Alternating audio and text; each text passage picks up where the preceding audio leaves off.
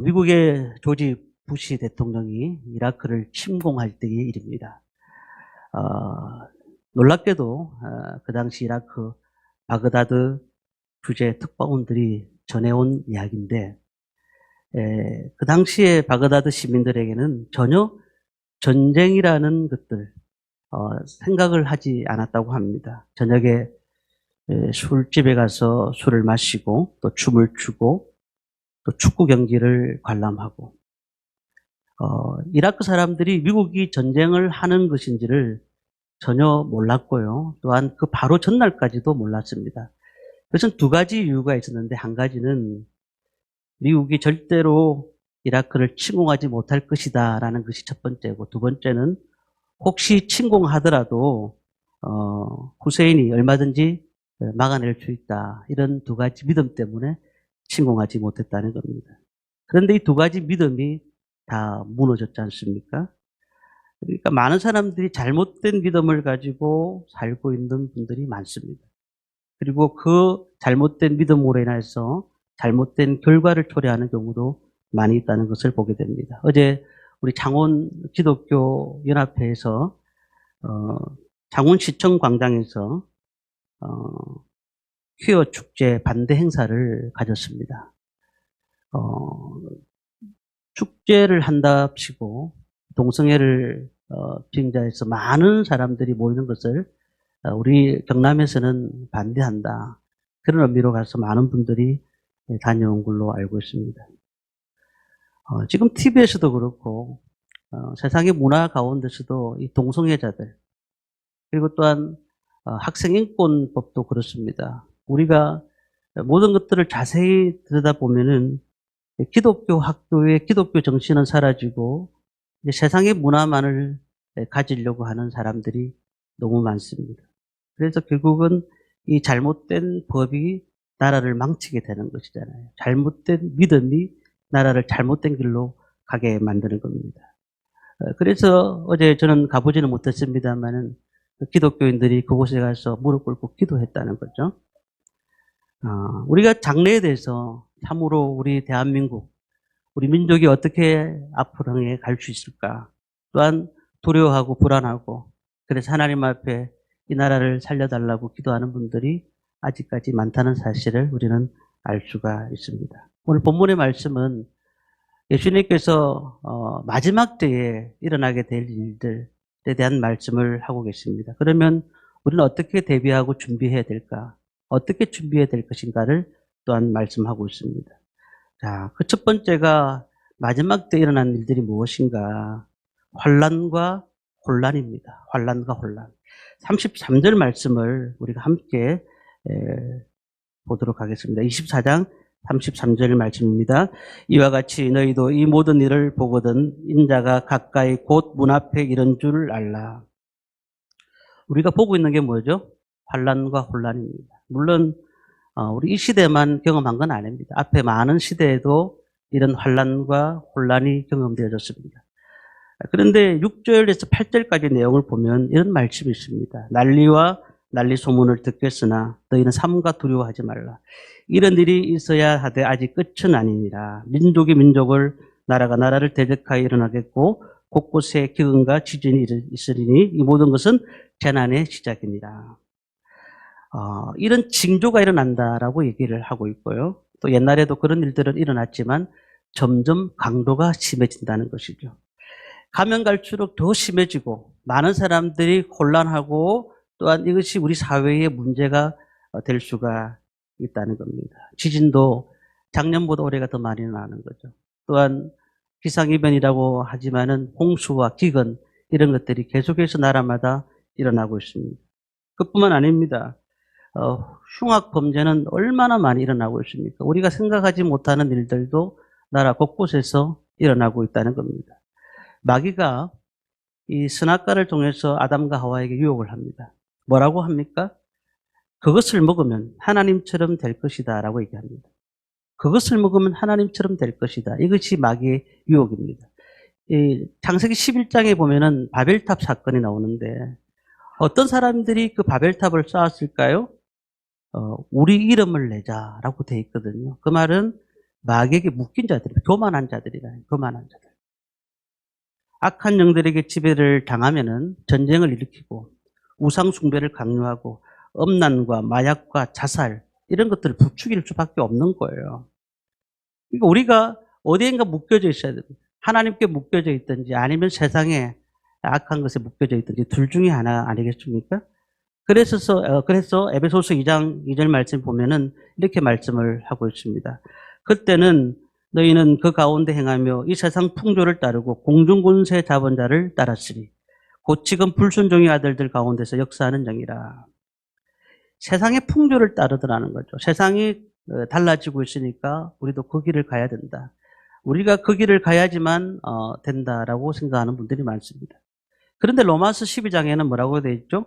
이 세대를 본받지 말고 마음을 새롭게 함으로 변화를 받아라. 이렇게 말씀을 하고 있잖아요. 그렇다면 우리가 이 세상의 풍조를 따르지 않고 이 세대를 본받지 말고 가야 되는 것. 이것이 우리 예수 믿는 사람들이 앞으로 가야 될 것이고 이것이 어떻게 보면 성경에 나오는 좁은 길이라고 볼 수가 있는 것입니다. 우리가 어떤 삶을 살고 있습니까? 지난주인가요? 우리 수험생들 이제 시험을 다 쳤습니다만 고등학교 3학년들이 수험생들이 시험을 이제 준비해가지고 시험을 다 칩니다. 그러면 끝종이 울립니다. 요란하게 벨 소리가 울리죠. 그러면은 시험이 다 끝난 거예요. 그러면 자기가 지금까지 아는 지식들을 다 죽고는 시험 답안지를 내놓고 나와야 됩니다. 어떻게 할까요? 나중에 보면 시험 점수를 보면서 자신이 얼마나 최선을 다했는지를 알 수가 있는 겁니다. 이 어려운 시대에 환난과 혼란은 당연한 것입니다. 이것이 국가적이든 세계적이든 우리 가정이든 간에 우리 삶 가운데서든지 간에 늘 전보다 더 많은 시험과 어려움과 아픔과 힘든 일들이 우리에게 벌어지고 있더라는 겁니다. 그렇기 때문에 믿는 우리는 그 일들을 보면서 정신을 차려야 된다는 겁니다. 우리 가운데서 늘 그런 일들이 벌어지면서 마귀는 우리를 넘어뜨리려고 할 때에 우리의 믿음을 지켜야 된다는 것입니다. 요즘 매일 성경을 새벽 기도마다 묵상하고 있지 않습니까? 우리 매일 성경을 후퇴하고 계시는 줄 압니다만은 욥의 세 친구들 보십시오. 빌닷, 소발, 엘리바스. 이 세 명의 친구들이 욥을 위로하러 옵니다. 근데 그 위로가 욥에게는 위로가 되지 않습니다. 그 세 친구는 굉장히 성경을 많이 알고 있습니다. 탁월한 지식을 갖고 있는 것 같아요. 읽어보면요. 그런데 욥에게는 조금도 위로가 되지 않습니다. 무엇이 문제였을까요? 무엇이 문제일까요? 두 가지가 문제입니다. 첫 번째는 그 가운데 마귀가 있다는 사실을 몰랐다는 거예요. 마귀가 역사하고 있다는 사실. 두 번째는 하나님의 주권에 대한 부분들을 몰랐다는 거죠. 우리 인생 가운데서 인간들이 어려움을 많이 겪습니다. 오늘도 아픔이 있고 어제도 아픔이 있었고 그러다 보면은 이 혼란과 환란을 틈타서 자꾸 우리에게 시험으로 다가오는 것입니다. 아픔으로 다가오는 것입니다. 나라, 민족, 전 세계에 그리고 또 우리 가정에 우리 개인에 그런데 하나님이 주신 시간은 흐르고 있습니다. 언제 끝날지 우리는 아무도 모릅니다. 그러나 우리는 그 시기를 준비해야 됩니다. 준비하지 않으면 우리는 늘 세상에서 당하는 그 환난 가운데서 이길 수가 없는 거예요. 세상을 이길 힘을 가지고 주님 앞에 서야 된다는 겁니다. 그렇다면은 이 주님이 마지막 때가 되었을 때 어떤 또 말씀을 하셨는가? 거짓 선지자들이 나타난다는 것이죠. 그래서 이 사상적으로 큰 혼란을 겪게 된다고 말씀합니다. 23절, 24절 말씀을 우리 함께 보겠습니다. 23절, 24절입니다. 같이 읽습니다. 그때에 사람이 너에게 말하되 보라 그리스도가 여기 있다 혹은 저기 있다 하여도 믿지 말라. 거짓 그리스도들과 거짓 선지자들이 일어나 큰 표적과 기사를 보여 할 수만 있으면 택하신 자들도 미혹하리라. 아멘. 거짓 선지자들. 그 당시에 우리가 배경을 좀 봐야 되는데 그 당시 거짓 선지자들을 누구를 얘기를 했을까요? 그들은 아마 예수님을 보면서 그런 생각을 했을 겁니다. 이분이 정치적으로 우리의 그 로마의 문제를 속국으로 있는 우리의 문제를 해결해 줄 분이다라고 생각합니다. 그러니까 예수님이 아니면 다른 어떤 선지자가 나타나서 이 문제를 해결할 것이다고 생각했던 것 같아요. 또 한편으로 보면은 인류 마지막 때에 우리를 유혹하는 거짓 선지자들이 나타날 것이다라는 얘기와 같이 동시에 우리는 이 말씀을 볼 수가 있습니다. 사실 사회가 불안해지고 굉장히 혼돈해지면은 나타나는 현상이 뭘까요? 이상한 말을 하는 사람들이 너무 많이 나타납니다. 요즘 특별히 유튜브 시대 아니겠습니까? 그래서 유튜브를 보면은 우리 특히 젊은 청년들 유튜브 너무너무 많이 보거든요. 보면은 똑같은 말씀을 전하시는 목사님인데 그런데 다른 말을 하시는 것 같아요. 약간. 저보고 어떤 청년이 저한테 얘기를 하는 겁니다. 목사님 말씀 너무 좋다고 그런 얘기를 해요. 그래서 자 보았더니 죄송하지만 이단이었습니다. 우리는 그거 알지 못하는 거예요. 그것을 분별할 수 있는 능력이 없는 거예요. 그러니까 많은 사람들이 그렇지 않다고 생각하고 따라가는 그런 시대에 온 겁니다. 많은 사람들이 마음이 불안한 거예요. 그리고 어떻게라도 지푸라기라도 잡을 마음을 가지고 사는 것이죠. 우리 진영에도 잘 아시는 것처럼 신천지 그리고 안상홍 정인의 구원파, 우리 사청의 구원파, 여호와 증인, 다락방 골고루 다 있습니다. 6만 명 있는 이 진영 지역에 정말 이단들은 각종 이단들이 다 모여가지고 함께 살고 있습니다. 그들의 특징이 뭐였을까요? 자신이 하나님이고 자신이 하나님을 대신하는 사람이고 자기에게 구원이 있다. 자신을 통해서만이 구원을 받을 수 있다라고 얘기하는 거죠. 참으로 안타까운 일이 아닐 수가 없습니다. 그래서 정치 지도자들, 정신적인 지도자들 많은 사람들이 의지하려고 할 때에 그때에 이단들이 나타나가지고 우상 숭배심을 심어주게 만들고요. 그러면서 자꾸 인간적인 생각으로 가지게 만드는 겁니다. 우리가 인간들이 구원자가 될 수가 있습니까? 우리는 주님의 말씀과 성령의 인도를 따라가는 사람들입니다.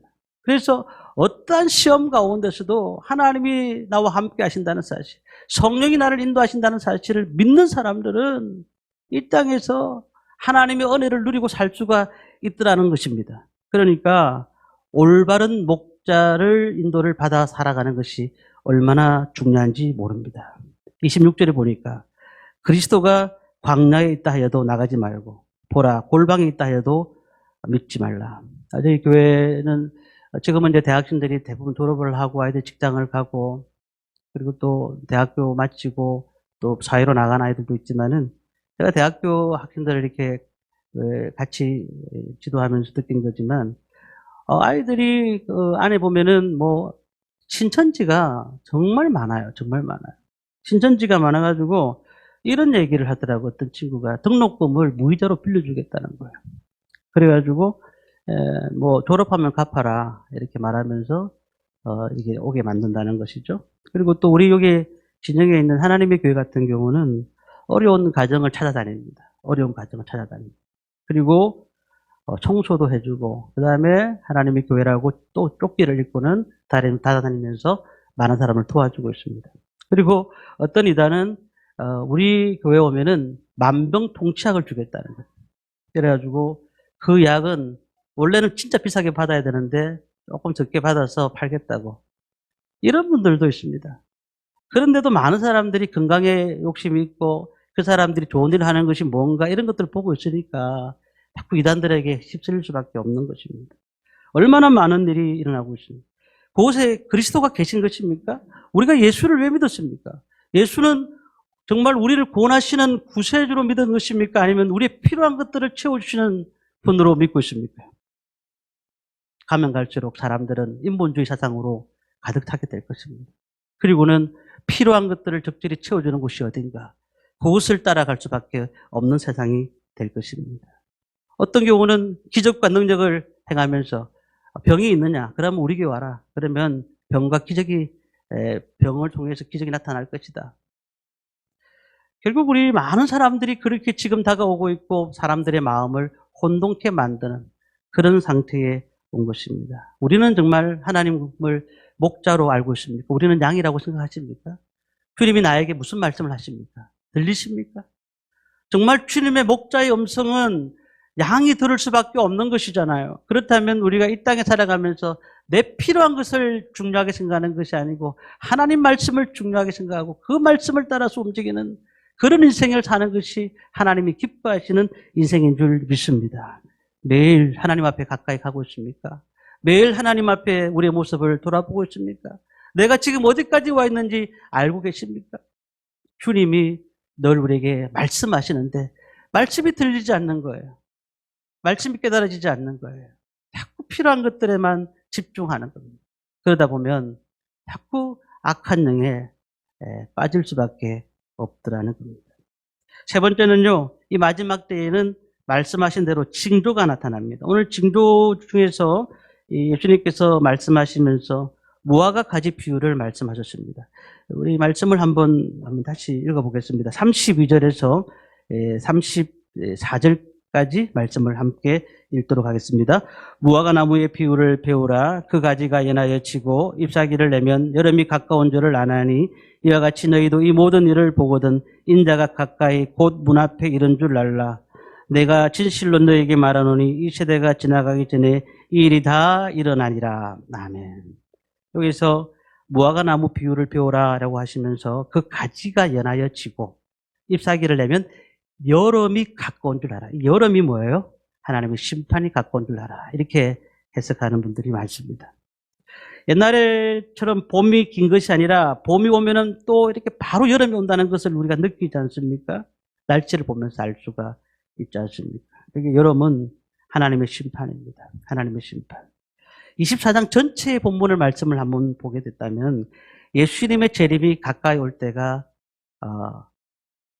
얼마 안 남았다라는 것을 보게 됩니다. 그런데 14절에 이런 말씀이 있습니다. 이 천국 복음이 이 모든 민족에게 정언되기 위하여 온 세상이 전파되리니 그제야 끝이 오리라. 복음이 전파될 때까지라고 얘기를 하고 있습니다. 지금 많은 유대인들이 이스라엘 전쟁이 났습니다만은 유대인들이 예수를 믿고 회심한 분들이 많아진다는 얘기를 히브리 대학교의 박사님이 얘기를 하시는 걸 들었습니다. 이슬람 국가에서도 전혀 생각지 못하는 사람들이 예수를 믿고 그들이 하나님 앞에 돌아오고 있는 사실을 우리가 듣고 있습니다. 그렇다면 선교사님들이 전 세계에 나와가지고 많은 얘기들 우리에게 들려주고 계시는데 이제 얼마 있으면 그게 몇십 년이 될지는 모르지만 이제 전 세계에 복음이 전해질 날이 얼마 남지 않았다라고 얘기를 하고 있거든요. 그렇다면 우리는 이 무화과 나무를 보면서 배워야 됩니다. 이제 주님께서 오실 날이 얼마 남지 않았구나. 그러니 우리의 모든 하나님의 은혜로 살아가고 있는 우리의 모습 가운데 준비하면서 하나님이 기뻐하시는 삶을 통해서 우리는 나가야 될 줄 믿습니다. 우리가 어떤 환경 가운데서도 세상 것들을 가장 귀하게 생각합니다. 왜냐하면 인간이 잘 먹고 잘 사는 것에 너무너무 빠져 있거든요. 그런 가운데 갑자기 주님이 오실 수도 있는 거예요. 정말 우리가 필요한 것들을 적절하게 쓰면서 즐겁게 살고 있는 가운데서 주님이 오실 수도 있는 겁니다. 이 땅에 우리는 정신을 차려야 됩니다. 그래서 37절부터 39절까지의 이런 말씀이 있습니다. 노아의 때가 같이 인자의 임함도 그러하니라. 홍수전에 노아가 방주에 들어가던 날까지 사람들이 먹고 마시며 장가들고 시집가고 있으면서 홍수가 나서 그들을 다 멸하기까지 깨닫지 못하였으니 인자의 임함도 이와 같으니라. 홍수가 나서 그들을 다 멸하기까지도 그들이 깨닫지 못했다라고 얘기합니다. 우리가 이런 상태에서 무엇을 할 수가 있겠습니까? 많은 사람들이 죄 짓는 것에 대해서 두려움 없이 죄를 짓고 있습니다. 그리고는 편한 대로 살고 있습니다. 자기 원하는 대로 예수 믿고 있습니다. 그런데 예수님의 말씀대로 본다면 심판은 어느 순간에 올지는 모르지만 그날이 도적같이 우리에게 임할 수가 있더라는 겁니다. 먹고 마시고 시집가고 장가가는 것이 나쁜 것이 아닙니다. 중요한 것은 우리가 목적을 모르고 살아가는 사람들이 많다는 겁니다. 이 땅에서는 목적이 하나님에 대한 목적이 있는데 우리가 살아가는 목적이 있는데 그 목적을 모르고 살아가는 사람이 너무너무 많은 거예요. 우리는 어떠한 목적을 가지고 살아가고 있습니까? 하나님의 뜻에 맞도록 살아가고 있습니까? 정말 우리를 위해서 살아가고 있습니까? 아니면 하나님 중심으로 살아가고 있습니까? 오늘 우리 멀리서 우리 13교구 우리 성도님들 마지막으로 이렇게 오셨는데 너무 2년 동안 참으로 감사를 드립니다. 이렇게 1시간 저도 이렇게 수영록에 한 번씩 갔다 왔다 하는데 1시간 걸리는 거리를 이렇게 오셔서 이 추운 날씨 가운데서 그 작은 교회를 생각하고 저 교회를 위해서 그래도 한번 가서 예배드리고 기도 한번 해야 되겠다. 그런 마음을 가지고 오신 것 아니겠습니까? 얼마나 감사한지 모릅니다. 쉬고 싶은데 예배드리고 본교에서 예배드리고 끝나면 되는데. 근데 그 목적이 있으니까 하시는 것 같아요. 그 목적이 있으니까. 너무 귀하지 않습니까? 하나님의 뜻에 맞게 살아가는 것. 그것이 얼마나 귀한지 모릅니다. 무화과 가지가 연하해진다는 말. 많은 사람들이 성공하면서 사는 것이 인생의 목적이라고 생각하죠. 그리고 또한 큰 것들을 가지고 많은 것들을 가지고 자녀들이 잘 되고 이런 것들을 목적이라고 생각하지만 꼭 그런 것이 아니라는 거죠. 우리는 하나님이 원하시는 뜻이 무엇인지 분별하고 그리스도 안에서 우리의 삶이 어떠한지가 늘 점검해 나가는 그런 삶을 우리는 늘 봐야 될 줄 믿습니다. 어려운 시대에 살고 있는 것 같습니다. 그래서 28절 말씀 보면 이런 말씀이 있습니다. 죽음이 있는 곳에는 독수리들이 모일 것이니라. 죽음이 있다. 무슨 말일까요? 시체가 있는 곳에 독수리들이 모인다. 하나님의 심판이 임한다. 영적으로 죽은 곳에서 하나님의 심판이 임한다는 겁니다. 오늘 우리는 아무리 똑똑하더라도 우리 삶에 아무리 많은 것들을 가졌다 하더라도 하나님 말씀을 듣고 변화가 없다면 우리는 영혼이 죽은 것 같은 것입니다. 그래서 우리는 늘 우리가 깨어 있어야 됩니다. 늘 주님 앞에 우리의 모습들을 다시 한 번 더 점검해 봐야 되는 것입니다. 하나님 말씀을 읽으면서 눈물을 흘릴 수 있고 내가 잘못한 것을 하나님 앞에 회개하고 고백하는 삶을 살아가는 것.